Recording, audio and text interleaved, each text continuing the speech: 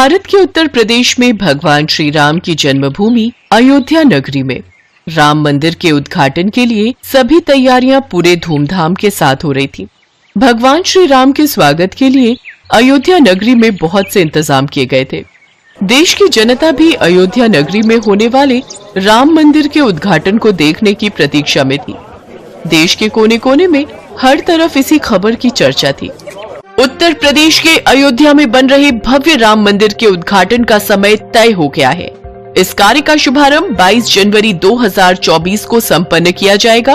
इसी तारीख और शुभ मुहूर्त में रामलला की प्राण प्रतिष्ठा की जाएगी। अयोध्या में चल रही बैठक में यह फैसला किया गया है कि इस कार्यक्रम में देश के प्रधानमंत्री श्री नरेंद्र मोदी जी के साथ साथ अन्य प्रमुख मेहमान भी शामिल होंगे। दूर दूर से यात्री अयोध्या नगरी में राम मंदिर के दर्शनों के लिए उपस्थित होंगे।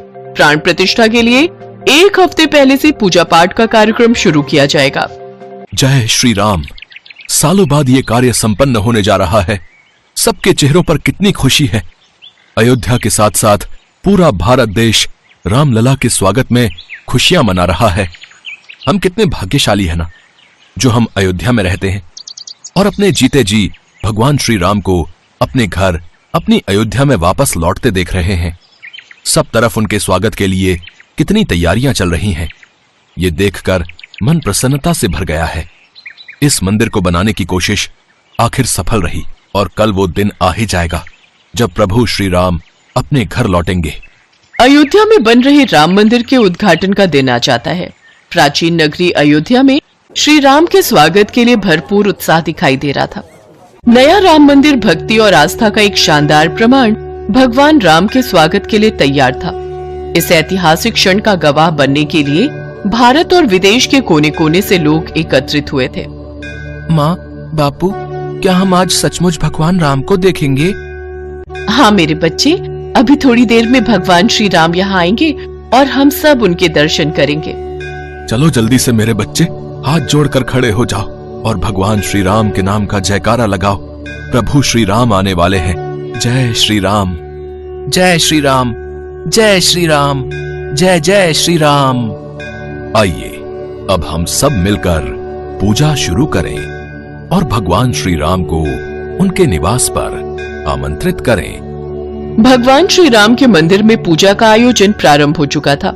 राजू भी अपने माता पिता के साथ जय श्री राम के नाम का जयकारा लगा रहा था।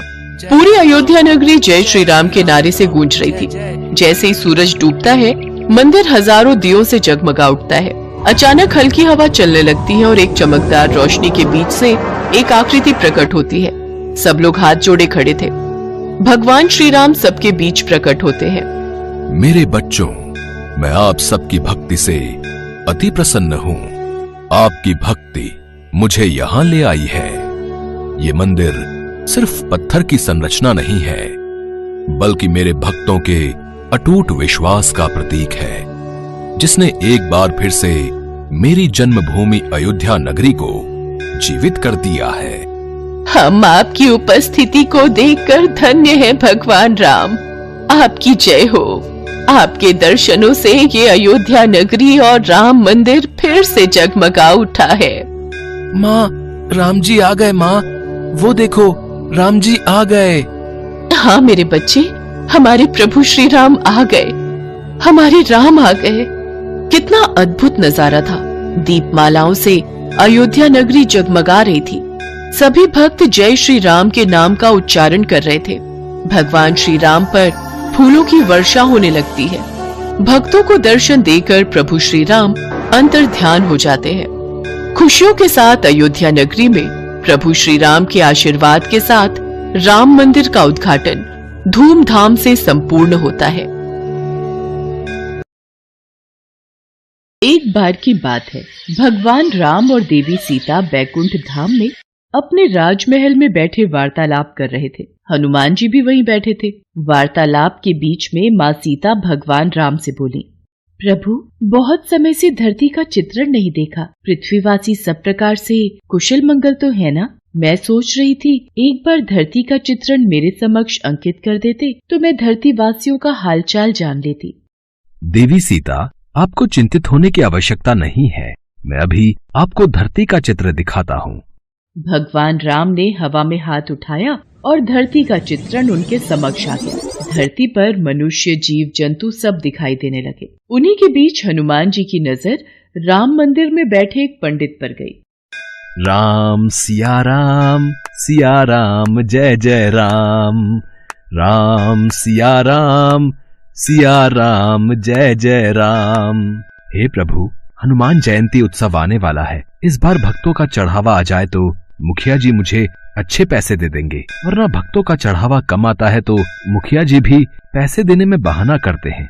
किस सोच में डूबे हो पंडित जी? क्या विचार किया है? हनुमान जयंती पर ऐसा क्या प्रस्तुत करोगे ताकि भक्तों की भीड़ लगी रहे? देखो पंडित जी, अब ये कथा कीर्तन सुनने कोई नहीं आता। 1-2 भक्तों से कितना चढ़ावा इकट्ठा हो जाएगा ये आप भी जानते हो। और अगर इस हनुमान जयंती पर ज्यादा चढ़ावा नहीं आया तो फिर मुझे कुछ और ही सोचना होगा। वैसे भी आपकी उम्र हो चली है, अब आप राम मंदिर की जिम्मेदारी नहीं संभाल पाओगे।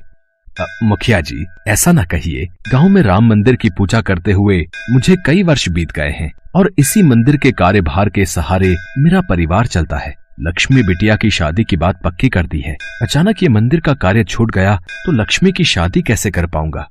ठीक है, फिर हनुमान जयंती उत्सव आने तक ऐसी रौनक लगाना कि भक्तों की भीड़ दिन रात राम मंदिर में आती रहे। मंदिर में हनुमान जी की सोने की मूर्ति लगवानी है। इसके अलावा जितना चढ़ावा आएगा कार्य उतनी जल्दी संपन्न होगा।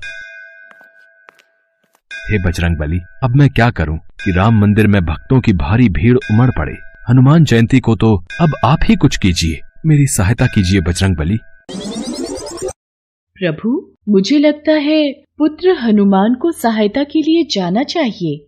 सीते, हम भी हनुमान को यही कहने वाले थे। पवन पुत्र, तुम इसी समय धरती लोक पर जाओ और पंडित जी की सहायता करो। उन्होंने तुम्हें सच्चे हृदय से पुकारा है। ठीक है प्रभु, मैं इसी समय धरती लोक पर पहुंच जाता हूँ।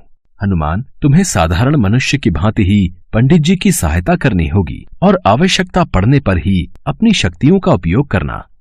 श्री राम और माता सीता की आज्ञा पाकर हनुमान जी मनुष्य रूप में धरती लोक में पंडित जी के पास पहुंचे।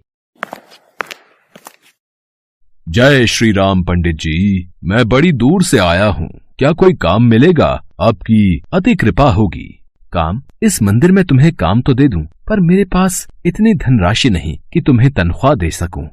पंडित जी, काम के बदले में आप मुझे रोजाना मंदिर के चढ़ावे के फल खाने को दे दिया करना। मेरे लिए वही काफी है।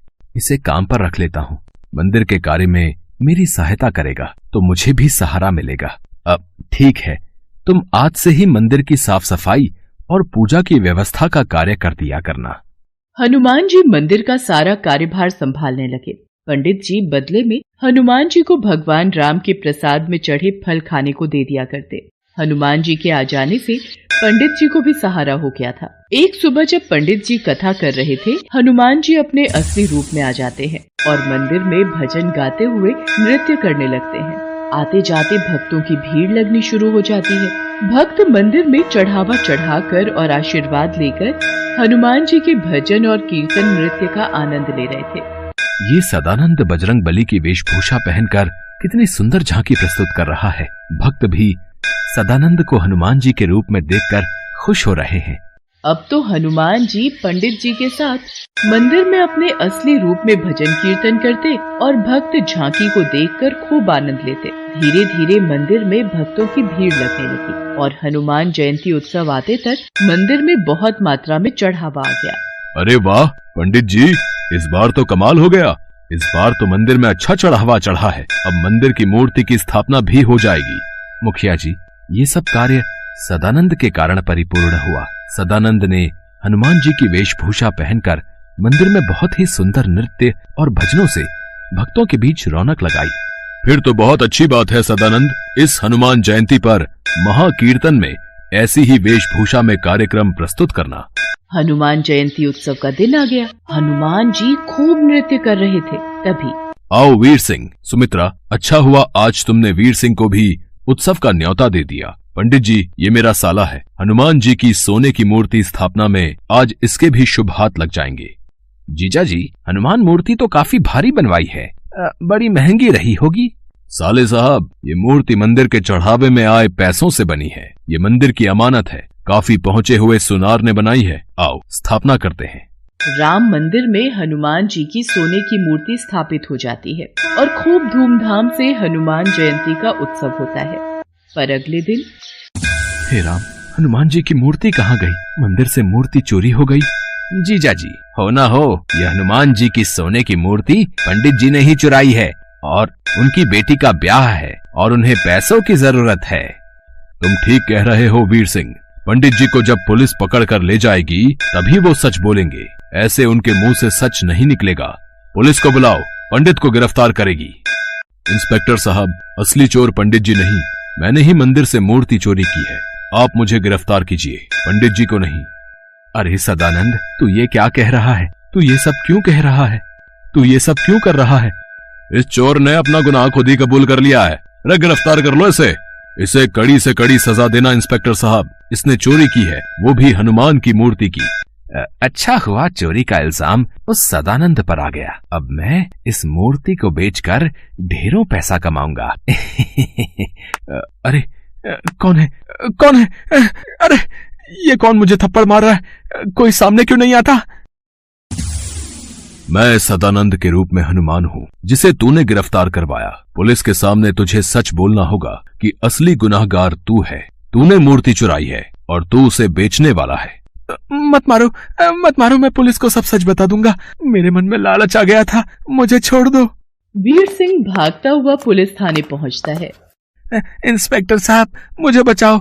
सदानंद मतलब हनुमान जी मुझे पीट रहे हैं। मैं अपना गुनाह कबूल करता हूँ। मैंने ही हनुमान जी की मूर्ति चुराई है। वो तो बात सही है, पर तेरा दिमाग खराब हो गया है के?